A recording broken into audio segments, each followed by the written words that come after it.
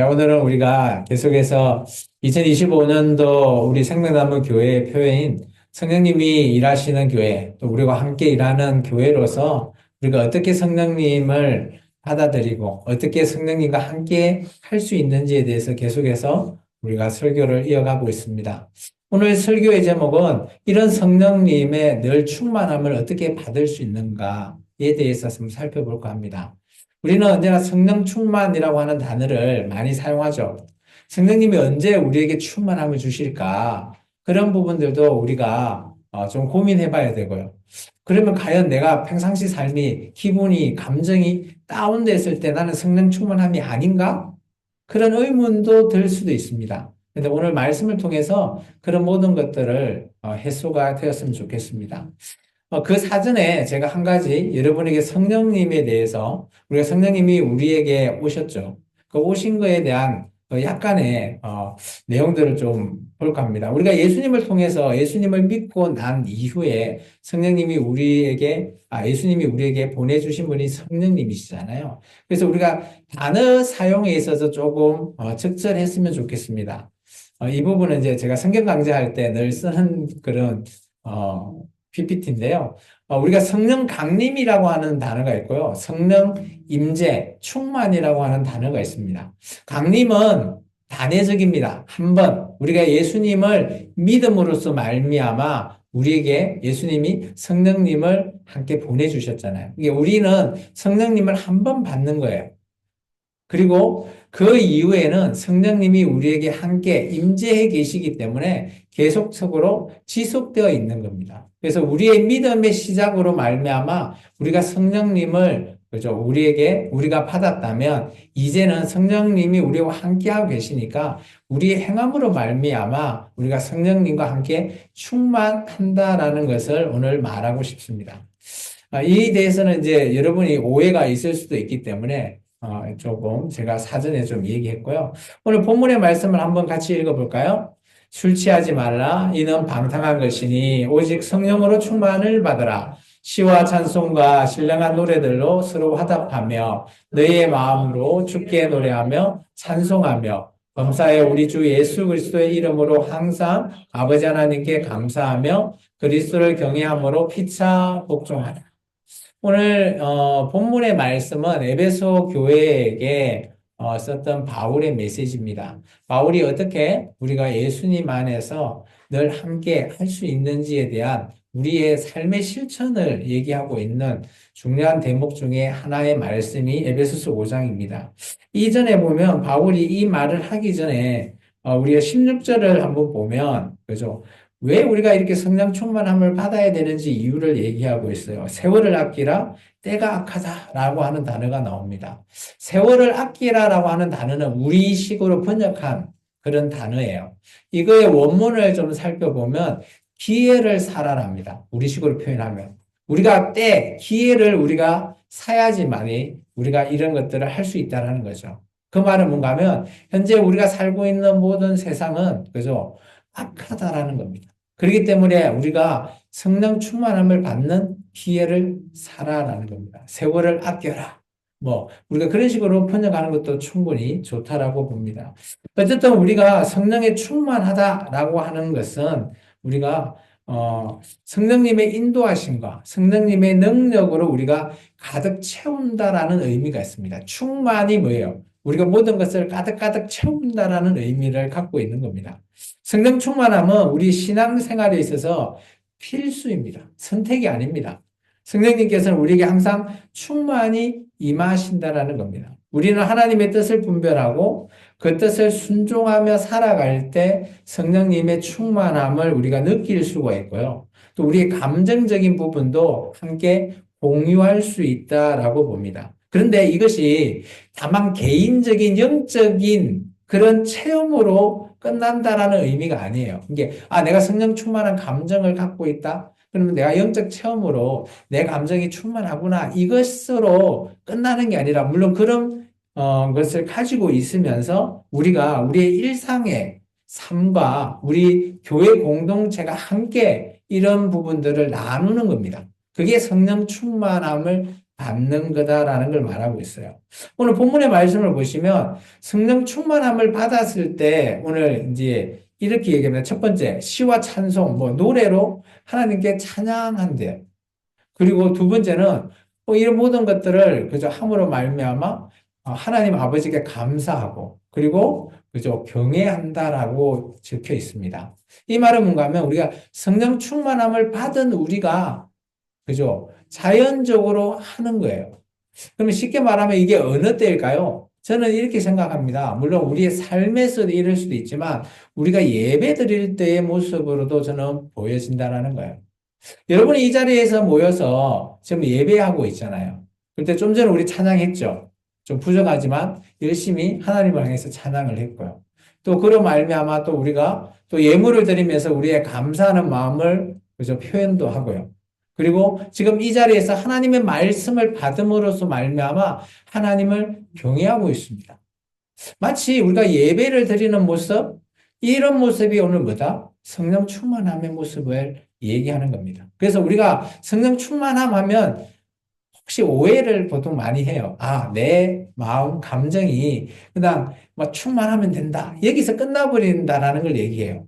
근데 그것이 아니라는 거죠. 제가 말하고자 하는 것은 넓은 의미. 오늘 교회에서 예배의 모습으로 또 우리의 물론 개인적인 삶의 모습에서도 충만함을 누려야 된다라는 것을 제가 말하고 싶습니다. 오늘 설교는 이렇게 충만하면 그러면 우리가 어떻게 유지하고 어떤 방법으로 하면 좋을까? 라고 우리가 많이 생각합니다. 저는 그 대표적인 부분은 첫 번째, 저는 여러 방법이 있지만 기도라고 봐요. 그래서 오늘 제가 성령 충만함을 받는 그런 것 중에 기도를 통해서 어떻게 성령 충만함을 받을 수 있을까에 대한 기도의 필요성, 그리고 또 그거로 말미암아 우리가 기도를 어떤 식으로 해야 될까 하는 방법이라든지, 그리고 그런 것을 통해서 그러면 우리가 어떻게 바뀌는, 변화되는 삶을 살 수 있는가, 이런 것을 통해서 한 세 가지 정도 주제로 본문의 말씀을 살펴볼까 합니다. 첫 번째는 우리가 기도가 성령 충만함을 구하는 기도, 왜 기도가 필요할까에 대한 겁니다. 오늘 본문의 말씀을 보시면, 그죠? 오늘 성령 충만함을 받아라 라고 되어 있습니다. 이 성령 충만함은 이게 반대되는 말이 조금 위에 적혀 있죠. 술 취하지 마라. 이는 방탕한 것이다. 근데 그와 반대로 충만함을 받아라. 그러면 이건 뭐예요? 방탕한 것이 아니라 우리한테 이로운 것이다라는 것을 말하고 있는 거예요. 술 취한다라는 것은 나 술을 먹고 취하는 그런 형태도 있지만 그 자체 술 취함으로 말미암아 우리의 모든 상태라든지 쾌락, 방탕함, 우리의 영적인 상태가 다운이 된다는 겁니다. 이제 그런 행위를 하지 말고 우리는 성령 충만한 모습으로 유지하기를 원하시는 게 바로 성령님의 원하심이라고 저는 봅니다. 그래서 예수님께서 오늘 우리에게 성령님을 보내주셨잖아요. 계속해서 제가 예수님을 통해서 또 다른 보혜사라는 단어, 우리 요한복음 14장 말씀 있잖아요. 14장 26절의 말씀을 보면 보혜사를 통해서 우리에게 성령님을 보내주시고 또 우리에게 가르쳐 주시고 내가 해야 될 생각까지 나게 하시는 그런 분이 성령님이다라고 우리가 배웠습니다. 그렇기 때문에 우리가 영적으로 성장하고 성숙하는 그런 모습들, 이런 모습들을 우리는 기도 속에서 좀 찾아볼 수 있다라는 거죠. 그래서 우리가 성령 충만함에 대한 필요성은 그죠? 어디서나 우리가 볼 수 있는 것으로 보여집니다. 그럼 우리가 이런 성령님은 우리를 도와주신다라는 의미에서 봤을 때 바울은 로마서에서 이렇게 얘기합니다. 같이 한번 읽어볼까요? 이와 같이 성령도 우리의 연약함을 도우시나니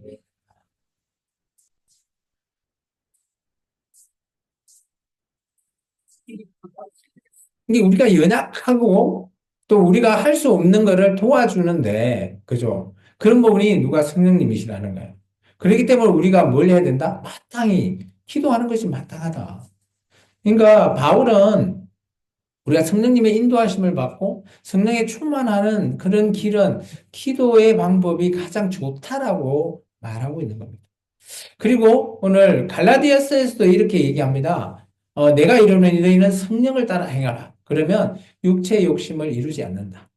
이게 성령을 따라 행한다라는 게 성령님의 인도하심을 받는 겁니다.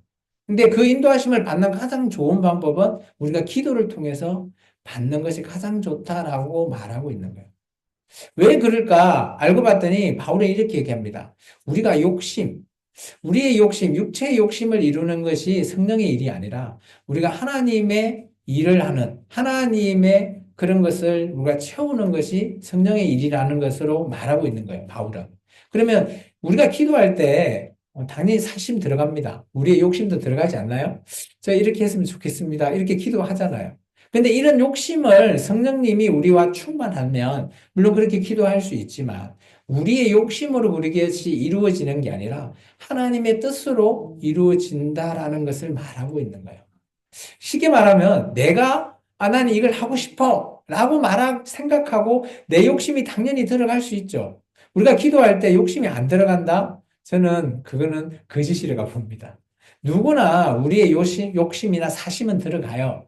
그런데 그것을 이루는 길이 내 욕심대로 이루어지는 게 아니라, 그죠? 성령님이 우리와 함께 이 기도를 이루어내 주는 겁니다.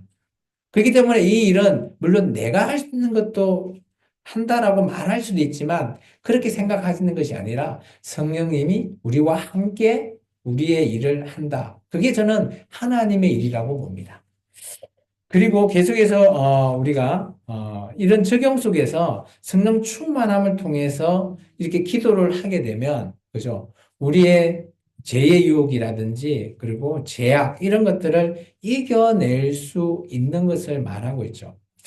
혹시 이제 기도하면 구약 성경에서 떠오르는 대표적인 인물이 많이 있습니다. 그죠? 우리가 본받아야 될 사람.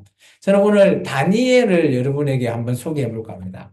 왜 그럴까요? 다니엘은 포로라고 하는 바벨론 포로에 잡혀가서 힘들고 어려운 그런 상황 속에서도 하루에 3번 꼬박꼬박 예루살렘이 보이는 쪽으로 기도를 했다고 합니다. 그런 부분을 통해서 다니엘이 물론 이 기도가, 그죠?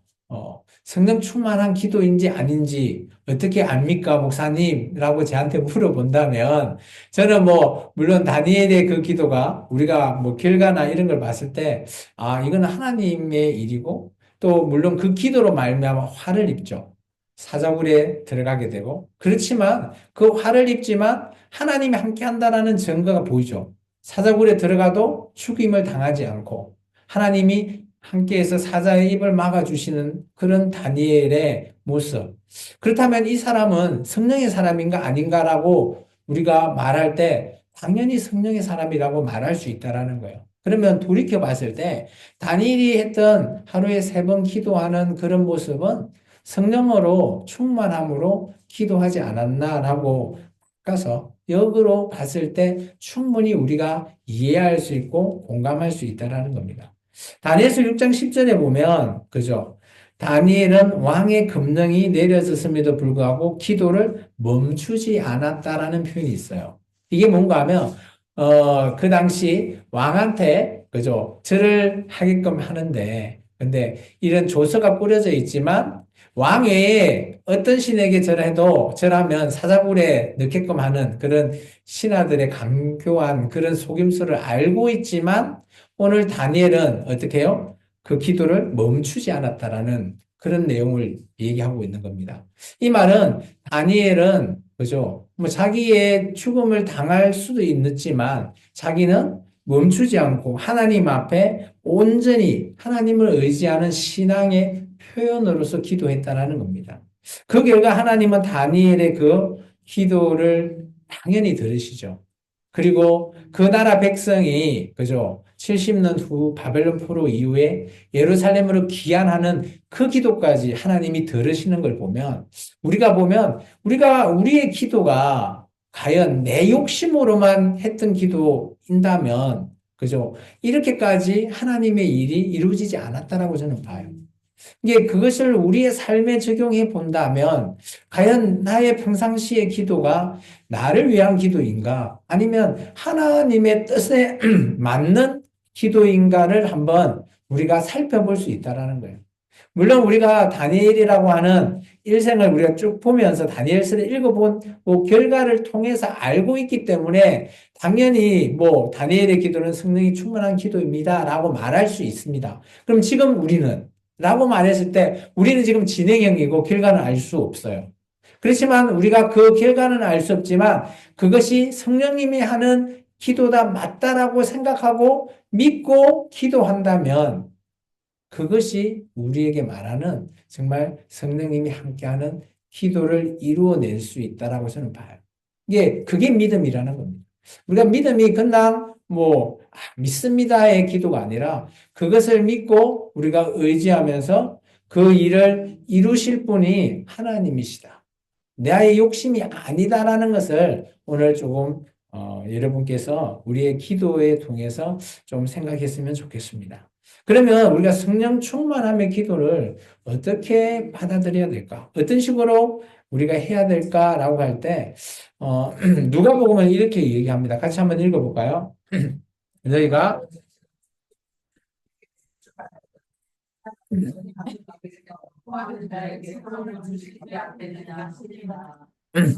이 말의 표현은 죄송합니다. 목소리가 갑자기 좀 듣기 싫어도 좀 양해 바랍니다.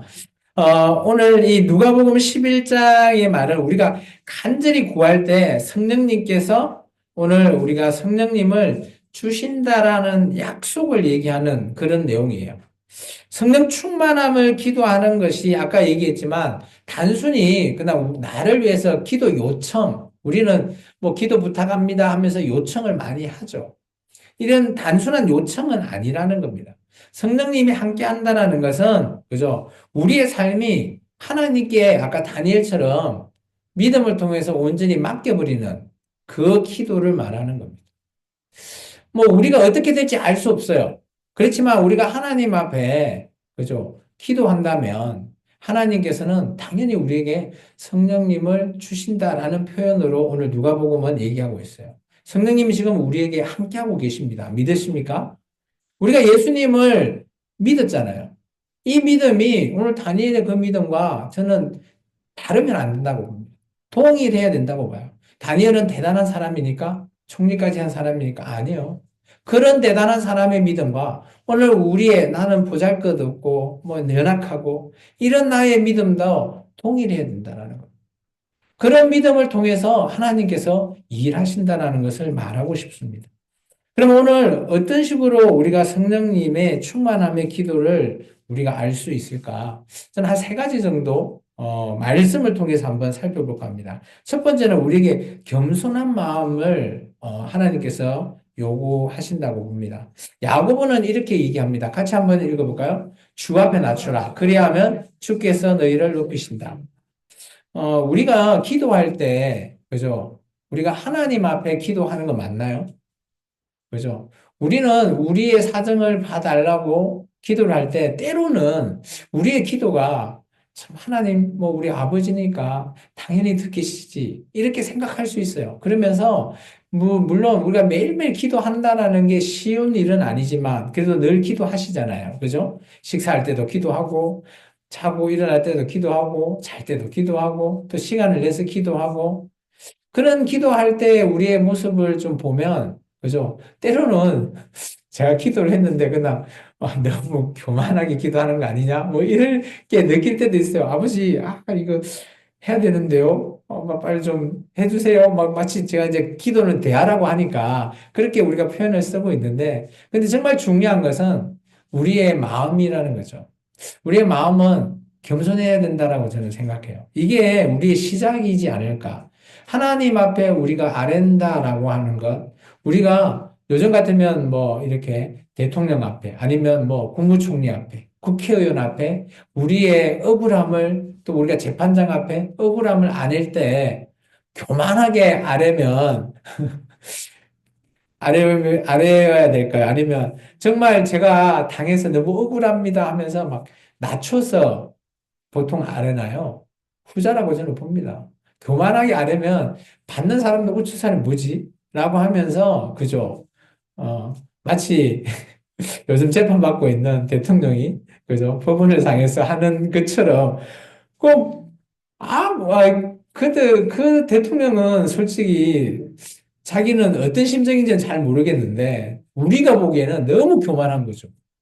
그러면 내가 판사라도, 저 사람은 당연히 잘못했는데 자기는 잘못한 거 없다. 뭐 이런 말로 보여지니까 누가 그것을 받아들이겠냐는 거죠. 마치 우리의 기도도 그렇다고 저는 봐요. 물론 우리가 늘 하는 기도라 당연히 아버지가 받는다.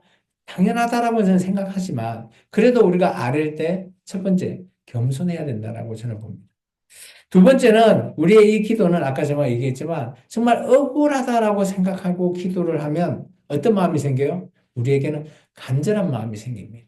이건 참 기도에 저는 참 필요하다고 봐요. 예레미야서에 이렇게 있죠? 같이 한번 읽어볼까요? 너희가 온 마음으로 나를 구하면 나를 찾으실 거요. 나를 만나라.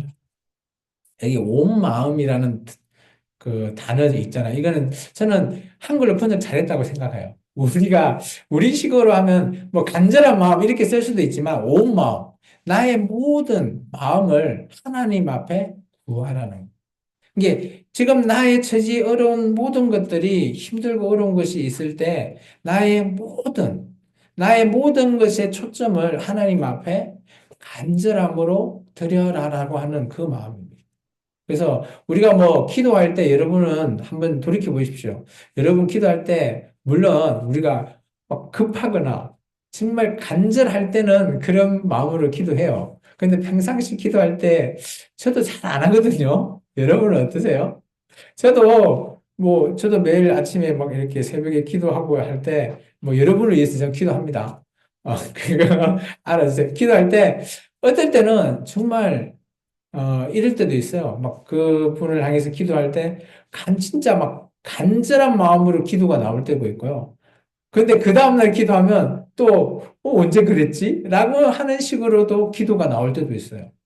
저도 알 수는 없는데, 이게 이런 마음을 통해서 봤을 때, 정말 우리가 성령의 충만함을 받는다라고 하는 건 우리의 마음이 간절함이 또 필요하지 않겠나. 저는 그렇게 생각되었습니다. 그리고 세 번째는 당연히 우리가 믿음으로 기도해야 되죠. 마가복음의 말씀은 참 저는 너무 마음에 와닿거든요. 한번 같이 읽을까요? 그러므로 내가 너에게 말하노니 무엇이든지 기도하고 구하는 것은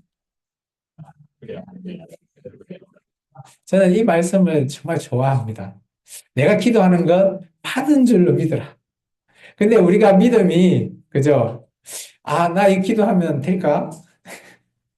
보통 우리가 그렇게 많이 생각하잖아요. 저는 마가복음 11장 말씀을 저 개인적으로 참 좋아하는 말씀입니다. 왜냐하면 제가 기도할 때 물론 뭐 안 된다라고 생각한 그런 적도 많이 있어요. 그렇지만 아 받은 줄로 믿고 기도한다. 이 말이 참 제 기도의 모토거든요. 뭐 어떻든 간에 나는 나의 기도는 내가 받았다라고 생각하고 기도할 때 오늘 하나님께서도 우리와 함께 하시고 우리의 기도를 받지 않을까 저는 그렇게 생각합니다. 그래서 여러분도 이제 이 세 가지는 제 개인적으로 우리가 정말 성령이 충만하면서 우리가 기도를 어떤 식으로 하면 좋겠나라고 저에게 개인적으로 물어본다면 저는 이 세 가지를 좀 추천합니다. 첫 번째, 우리가 겸손하고, 두 번째, 간절하고, 세 번째, 정말 믿음으로 기도하는 것. 뭐, 이게 뭐 특별하진 않아요. 그런데 우리가 기도할 때 저는 이 세 가지를 모토로 저는 기도를 합니다. 그래서 여러분도 이런 형태로 기도를 뭐 좀 했으면 좋겠습니다. 물론 여러분의 기도의 방법이 있다면 그대로 고수하십시오. 그렇지만 저는 이제 이런 부분을 통해서 여러분이 성령 충만함을 그죠 이어갈 수 있는 것이 기도다라는 것을 말하고자 합니다. 그렇다 보니까 우리가 기도할 때 우리가 잘 아는 말씀이죠. 예수님이 그죠 너희 기도 당연한 거 아니냐 하면서 우리가 마태복음 7장을 우리가 많은 본보기를 얘기하죠. 기도는 이렇게 하는 거다. 같이 한번 읽어볼까요? 구하라.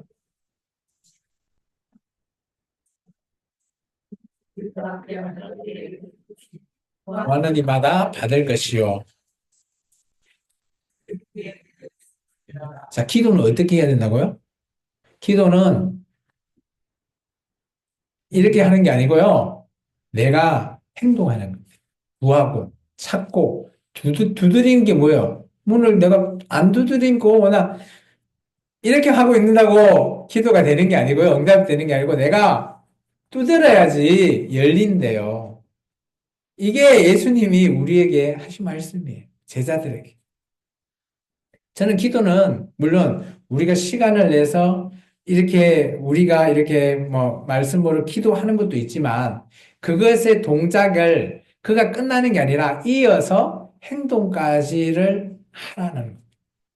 이게 우리가 기도 성령 충만함을 받는 길이라는 것이죠. 두 번째, 우리가 제가 늘 잘 쓰는 요한복음 15장. 이거는 이제 우리 믿음하고 관계 있죠. 같이 한번 읽어볼까요? 너희가 내 안에 거하고 너희 안에 거하면 무엇이든지 원하는 대로 구하라. 우리가 그죠? 포도나무인 예수님 앞에 가지로서 붙어 있을 때, 그죠? 붙어 있다라는 것을 강조하는 것이 요한복음 15장입니다. 내가 예수님 안에 붙어 있다라는 이 사실을 통해서 내가 예수님한테 구할 때 이룰 수 있는 거예요. 내가 예수님한테 붙어 있지 않는데 내가 아무리 100번, 1000번 구한다고 이루어질 수 없는 거예요. 마치 내가 나의 살아계신 아버지한테 어떤 일을 요청했을 때, 부모님한테 요청했을 때 부모님이 그죠? 들어주시지만 내가 다른 아버지나 다른 부모한테 가서 주세요라고 할 때 안 들어주신다라는 거예요. 나하고 뭔 상관이 있어? 오늘 요한복음 15장은 예수님과 내가 관계가 있어야 되는 거예요. 나하고 상관없는 사람이 나한테 당연히 안 들어주든지 안 들어주죠. 나하고 관계 있어야지 그래도 들어주신다라는 겁니다. 붙어 있는 것. 이것 또한 우리가 가장 중요한 행동 중에 하나죠. 그리고 빌립보스 4장에 바울은 이런 식으로 표현했습니다. 같이 한번 읽어볼까요? 아무것도 염려하지 말고 모든 일에 기도와 간구로 너희 구할 것을 감사함으로 하나님께 아뢰라. 그리하면 모든 지각에 뛰어난 평강이 그리스도 예수 안에서 마음과 생각을 지켜주신다. 오늘 염려, 오늘 우리가 의심, 우리가 기도할 때, 그죠? 뭐 의심, 염려 당연히 됩니다. 과연 될까? 그렇지만 바울은 이렇게 얘기하죠. 야, 그거 그냥 붙들어 매고 오늘 전적으로 그죠? 하나님 앞에 그냥 아뢰는 거야. 네가 아무리 염려하고 의심해봤자 그거는 기도가 응답이 이루어질 수 없다라는 거예요. 근데 그런 거 그냥 다 내려놓고 될까 말까는 네가 판단하는 게 아니다. 하나님이 오늘 너의 기도를 받으실 건지 아닌지만 생각하라는 거예요. 근데 하나님께 우리가 여기도 믿음이 필요한 거죠. 믿음으로 아랠 때 하나님께서 우리에게, 그죠? 우리의 마음과 생각까지도 바뀌게 하는 거예요. 그러면 우리가 의심과 염려가 사라지게 하신다는. 참 아이러니하죠? 내가 믿음이 의심이 생기고 있으면 하나님은 우리에게 아예 주시지 않지만 내가 의심하지 않고 그냥 하나님께 아뢰 때 오히려 하나님이 우리에게 그런 의심이 없는 믿을 수 있는 마음과 생각까지도 주신다라는 겁니다. 이게 우리가 성령 충만한 기도의 방법이라고 저는 말하고 싶습니다. 그러면 이제 세 번째, 우리가 어떻게 하면 성령 충만한 삶으로 바뀔 수 있을까? 사도행전 4장에 이렇게 얘기합니다. 같이 읽어볼까요? 빌기를 다음에 모인 곳이 진동하더니 무리가 다 성령이 충만하여 담대히 하나님의 말씀을 전하니라. 여기 보면 사도행전은 2장과 4장이 있어요. 베드로가 그죠 오순절 성령 강림 사건 이후입니다. 성령님을 받고 난 이후의 모습이에요. 그렇기 때문에 성령님이 이제 베드로 사도에게 임하고 난 이후에 그죠 사도행전 2장에서는 베드로가 막 설교를 예수님에 대한 설교를 하니까 3천 명이 회개하고 막 돌아오고 막 그러잖아요. 그런 역사가 일어나는 겁니다. 근데 오늘 4장 같은 경우도 그죠 그것을 딱 했을 때 뭐 모인 곳이 진동, 이게 우리가 이런 진동, 이런 단어에 너무 피를 안 꽂히시는 게 좋은 것 같아요. 하여튼 이런 의미는 뭔가 하면 성령이 충만하다에 저는 피를 꽂히면 좋겠습니다. 모인 곳에 정말 그런 설교한 설교로 정말 성령님이 충만해가지고, 그죠? 하나님의 말씀을 전할 수 있는 그런 자들로 바뀐다라는 거예요. 이게 우리가 성령이 충만해지면 전도 제가 뭐 여기 전도 우리 어 그런 것도 포스터 붙여놨지만 그죠? 전도하십시오 하십시오라고 하면 그냥 의무가 되고요. 그죠? 하기 싫어지죠. 그리고 어떻게 해야 되지? 고민이 됩니다. 그런데 그런 전도를 내가 하려고 하니까 힘든 거예요. 그러면 우리가 어떻게 하면 전도가 되냐? 성령이 먼저 충만해지면 나도 모르게 내가 예수님을 전하게 된다라는 겁니다. 그게 교회가 나가야 될 방향이라는 거죠. 물론 여러분 각자가 나 전도해야지 하면서 의무감으로 들 때도 있을 거예요. 근데 그럴 때 여러분은 그냥 그런 거 내려놓으시고 하지 말라는 게 아닙니다. 내려놓으시고 먼저 취해야 될 것이 내가 성령으로 충만해지기를 기도하시고 충만함을 받은 후에 오늘 전도하시기 바랍니다. 물론 사도행전에는 그렇게 충만함을 받고 전도하는 사장이 있고 또 나중에 보면 전도해 나가 보니까 그곳에서 성령님이 임해서 또 능력을 받을 때도 있습니다. 어쨌든 간에 성령님이 함께 우리와 일하실 때 우리가 이 전도라는 것이 자연스럽게 되고 우리가 힘들이지 않고 하나님의 복음을 전할 수 있다는 것을 말하고 있는 거예요. 그때 되면 나의 모습이 변화되어 있는 거예요. 교회에 그냥 나왔을 때, 전도 언제 하지? 우리 또 연초니까, 아직까지 연말까지는 시간 있어. 라고 하면서 좀 느긋할 수 있겠죠. 근데 또 연말 되면 고민입니다. 몇 명 전도해야지. 또 목사님이 뭐 초청잔치 하면 데리고 오라고 해나. 고민하고 머리 감싸고 그거 하지 마시라는 거죠. 그럴 수 있는데, 먼저 내가 성령이 충만해진다면, 전도라는 것, 하나님의 말씀을 전하는 것은 자연스럽게 된다라는 것을 저는 말하고 싶어요. 그게 우리의 삶이 변화된다라는 것을 얘기하고 싶습니다.